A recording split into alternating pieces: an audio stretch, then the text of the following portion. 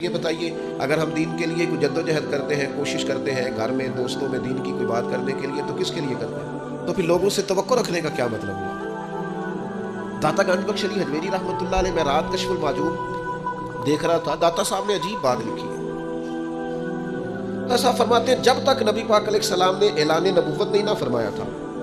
وقت تک صادق بھی کہتے تھے، امین بھی کہتے تھے، صلہ رحمی کرنے والا بھی کہتے تھے یہ تو غریبوں کا بوجھ اٹھاتے ہیں۔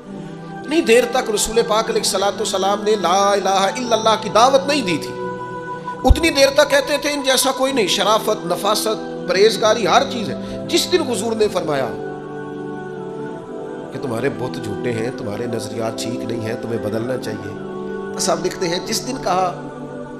کہ تمہارا یہ رویہ ٹھیک نہیں ہے، وہ جو صادق تھے انہی کو معاذ اللہ جادوگر کہنا شروع کر دیا، جن کو کل تک امین کہتے تھے انہی کو شاعر کہنا شروع کر دیا، ان کو کل تک آنکھوں کا تارا سمجھتے تھے ان کے خلاف تلواریں اٹھا لی۔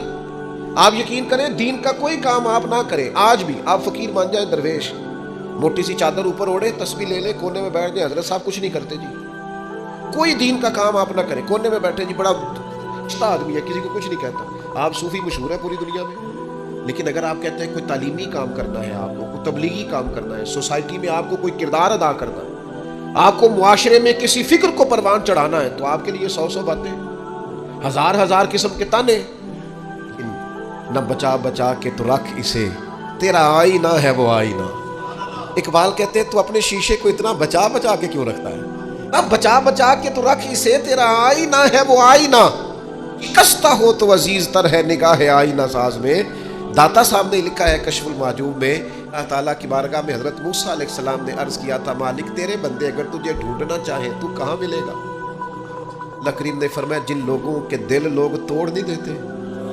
میں ان ٹوٹے دلوں میں ملا کرتا ہوں۔ تیرا آئینہ ہے وہ آئینہ کہ شکستہ ہو تو عزیز تر ہے نگاہ آئینہ ساز میں۔ جب لوگ تانے دیتے ہیں، جب لوگ تکلیف دیتے ہیں، جب آپ بالکل ٹھیک چل رہے ہوتے ہیں، جب آپ محنت کر رہے ہوتے ہیں، جب آپ مخلص ہوتے ہیں، آپ جدوجہد کر کر کے تھک جاتے ہیں، اور لوگ جب پوری طور پر تانا زنی کرتے، باتیں سننے کو جب ملتی ہیں، میں دیانتداری سے کہتا ہوں جب لوگ پوری طرح دل توڑ دیں پھر کوئی سجدے کا مزہ ہے، کوئی دعا کی لذت ہے، پھر کوئی چسکا ہے اس کی بارگاہ میں حاضری کا، پھر کوئی تڑپ پیدا ہوتی ہے اس کیفیت میں۔ وہ جب لوگ آپ کو پوری طرح تکلیف دیں اور سارے اسباب ظاہری ختم ہو جائیں، وہ جو لذت ہے نا اللہ کی بارگاہ میں جڑنے کی، وہ تعریف والوں کو کئی دفعہ نصیب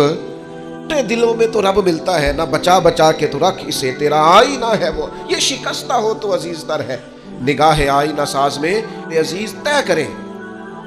کہ اپنے ضمیر کے مطابق فیصلے ہوں گے، رسول کی رضا پانے کا کام ہوگا، اور اس تعریف سے نکل آئیں گے ہم کہ لوگ ہمارے بارے میں کیا کہتے ہیں۔ میں عرض کر چکا ہوں کہ داتا علی حجویری رحمۃ اللہ علیہ فرماتے ہیں کہ نبی پاک علیہ السلام کو صادق کہتے ہیں، امین کہتے ہیں، صلہ رحمی کرنے والا کہتے ہیں۔ جب کہا لا الہ الا اللہ پڑھو تو پھر جادوگر،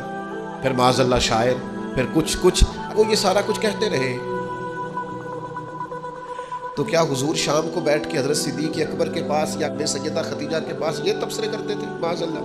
کہ دیکھو جی لوگ بات ہی نہیں سنتے، دیکھو توجہ نہیں کرتے، دیکھو مجھے جاتو، حضور یہ تبصرے کرتے تھے؟ وہ جس بچہ آگ کے قریب بار بار جاتا ہے اور ماں ہاتھ پکڑ پکڑ کے روکتی نہیں، غصہ نہیں کرتی، اس کا خیال ہوتا ہے اسے پتہ ہی نہیں یہ جل جائے گا، یہ رات کو بیٹھ کے تبصرے نہیں ہوتے کہ اللہ کا قرآن کہتا ہے اللہ کا باقی النفس کا، اے محبوب کیا آپ اپنی جان پر کھیل جائیں گے؟ اللہ یکون مؤمنین، اس بات پر کہ یہ ایمان کیوں نہیں لاتے؟ حضور آپ نے تو جان کی بازی لگا دی گویا، اتنی محنت کرتے ہیں، اتنی محنت کرتے ہیں، یہ اللہ کا قرآن ہے، وہ جادوگر کہتے جا رہے ہیں، ساحر کہتے جا رہے ہیں، اور حضور جان کی بازی لگا کر دین بتاتے جا رہے ہیں۔ مزاج ہے کہ آپ ان لوگوں کے بیچ کھڑے ہو کر انہی کی خیر کی بات کریں، انہی کے حق میں بھلے کی بات کریں جو آپ پر تانا زنی کریں۔